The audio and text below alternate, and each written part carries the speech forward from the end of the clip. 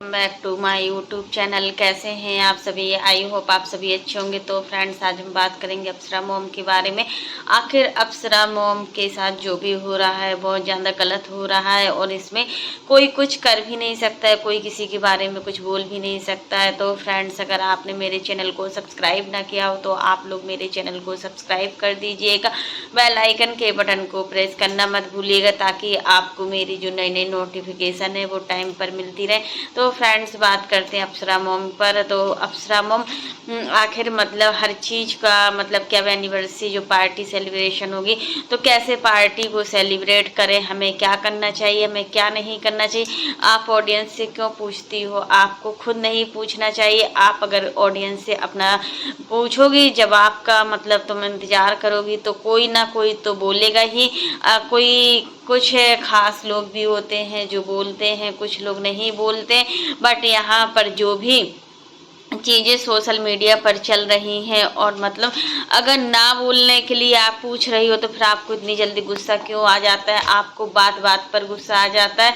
और देखिए, जब हमारे पास थोड़ा पैसा ज़्यादा हो जाता है, जब हमारे पास रुपए ज़्यादा हो जाते हैं तो सच में हमें बात बात में गुस्सा भी आने लगती है। वही चीज़ें आखिर आपको अगर गुस्सा आती है तो आपको किसी से पूछना नहीं चाहिए कि आपको एनिवर्सरी का जो सेलिब्रेशन होना है, आपका अभी एनिवर्सरी आने वाली है तो आप अपने अकॉर्डिंग कीजिए, आपको किसी के अकॉर्डिंग नहीं करना चाहिए। जब आप किसी से पूछोगी तो सामने वाला इंसान तो पलट कर जवाब ही देगा और सामने वाला इंसान चुप नहीं बैठेगा। तो यही चीज़ें जब सोशल मीडिया में आपके घर की स्थिति इतनी खराब हो चुकी है कि मतलब कोई भी अनजान आदमी हो या फिर सोशल मीडिया पर कोई भी रिएक्शन चैनल वाले हो, सभी को आपके ही घर में घुसना है। सबका जो वीडियो बनता है वो आपके ही घर में बनता है।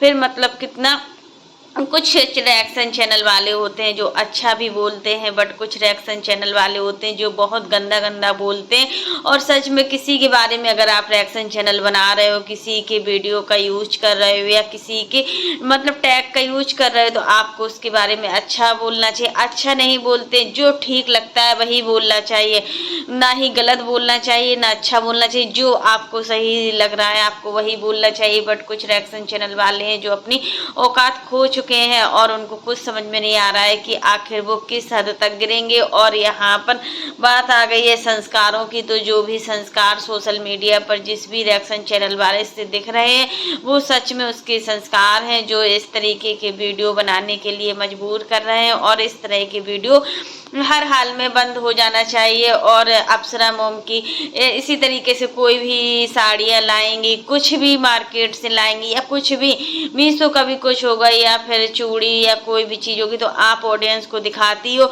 आपको खुद नहीं दिखाना चाहिए। जब सामने वाला आपसे इतना ज़्यादा इरिटेट करता है, आपको हर चीज़ पर रिएक्ट करता है तो आपको हर चीज़ दिखाना बंद कर देनी चाहिए। और आपको तो कुछ दिन के लिए वैसे बोला जाए तो ब्लॉगिंग ही बंद कर देनी चाहिए। जब इस तरीके से इतना गंदा गंदा बोला जा रहा है, इतना सब कुछ हो रहा है सोशल मीडिया पर, तो उस अकॉर्डिंग आप लोगों को शांत रहना चाहिए। लेकिन यहाँ पर अप्सरा मॉम भी बिल्कुल शांत नहीं हो रही और इनके जो छोटे बेटे हैं प्रिंस, उनको तो बात करने का बिल्कुल भी ढंग नहीं है। वो किस तरीके से बोलते हैं, उनके बोलने का क्या मकसद होता है, सिर्फ वो ही जानते हैं और कोई नहीं जानता। यहाँ पर अप्सरा मॉम और वो ज़्यादा बोलती हैं कि हाँ बोलो बेटा बोलो, हर चीज़ को बढ़ावा देती हैं। अगर चीज़ों को आप बढ़ावा दे रही हो तभी तो सामने वाला इंसान बढ़ावा दे रहा है। अगर सामने वाला इंसान कुछ बोल भी रहा है तो आप लोगों को चुप हो जाना चाहिए, आप लोगों को ज़्यादा नहीं बोलना चाहिए। कब तक बोलेगा? जब थक जाएगा तो अपने आप ही बंद हो जाएगा। और जिस दिन वो थकेगा ना तो सच में उस दिन किसी भी लायक नहीं होगा। क्योंकि देखिए, कर्म जो हम करते हैं वो हमारे पास ही वापस आते हैं। और अगर हम अच्छे कर्म करते हैं तो हमारा अच्छे कर्म आते हैं और बुरे कर्म करते हैं तो बुरे कर्म आते हैं। क्योंकि जो हमारे पहले जन्म के कर्म होते हैं वो शायद हमें इसी जन्म में पूरा चुकाना होता है, तब ही इंसान यहाँ से जा पाता है। लेकिन इतना गंदा मत बोलिए। किसी भी रिएक्शन चैनल वाला अगर कुछ भी बोल रहा है तो मतलब उसको ऐसे नहीं बोलना चाहिए, उसको अपनी मतलब औकात में रहना चाहिए। क्योंकि एक लिमिट क्रॉस पार हो गई है। और देखो, एक जब लिमिट क्रॉस होती है ना तो सच में सबको बुरा लगता है कि उसकी फैमिली के लिए, उसके बच्चों के लिए कितना गंदा गंदा बोला जा रहा है। इसके पहले भी आंटी जी ने काफ़ी रिएक्शन चैनल वालों को वार्निंग दी थी कि कोई भी मेरी फैमिली के बारे में अच्छा नहीं बोल सकते, तो किसी को भी हक नहीं है कि कोई मेरी फैमिली के बारे में बुरा बोले। और सच में बुरा बोलने का हक तो किसी का नहीं है। आखिर बुरा क्यों बोला जा रहा है इनकी फैमिली को? क्या ऐसी दुश्मनी निकाली जा रही है? क्या जाति दुश्मनी है? क्या दुश्मनी है ये? या फिर मतलब बिहार का कोई मतलब इस तरीके बिहार की गंदगी को साफ करने जो लोग आए थे वो खुद पहले अपनी ही गंदगी को साफ करे, क्योंकि अपने जो मन की गंदगी होती है ना उसको कोई साफ नहीं कर सकता, उसको सिर्फ हम ही साफ कर सकते हैं और अपने विचारों से ही साफ कर सकते हैं। अतीत सबका होता है, सबका पास्ट होता है, लेकिन जो चीज़ें एक बार गलती कर चुकी हैं तो क्या वो हमेशा ही मतलब इसी तरीके से टॉर्चर की जाएंगी? तो फ्रेंड्स आज के लिए बस इतना ही। कैसा लगा आपको मेरा वीडियो पसंद आए तो लाइक कर देना, और अगर आप चैनल पर न्यू हो तो चैनल को सब्सक्राइब करना ना भूलना। और फ्रेंड्स आप लोग कमेंट बॉक्स में ज़रूर बताना कि कुछ गलतियां तो अप्सरा मॉम की यहाँ पर दिखती है, क्योंकि अप्सरा मॉम खुद ही चीज़ों को बढ़ावा देती हैं और साथ में अंकल जी को भी बिठा लेती हैं, तो अंकल जी भी कुछ बातें बोलते जो बातें नहीं बोलना चाहिए। और देखिए हाँ होता है ना, एक एज तक इंसान हर चीज़ सहता है और फिर एक एज जब एज होने लगती है ना तो इंसान के सहने और समझने की शक्ति भी कम हो जाती है। और जो अगर आंटी जी 1 लाख की साड़ी पहनेंगी एक पार्टी या फंक्शन में, तो वो अपने बच्चों को कैसे क्या मैनेज कर पाएंगी? जब बच्चों को पैसे की ज़रूरत होगी तो वो पैसे कहाँ से लाएंगी? क्या वो भीख मांगेंगी? क्या वो कुछ करेंगी?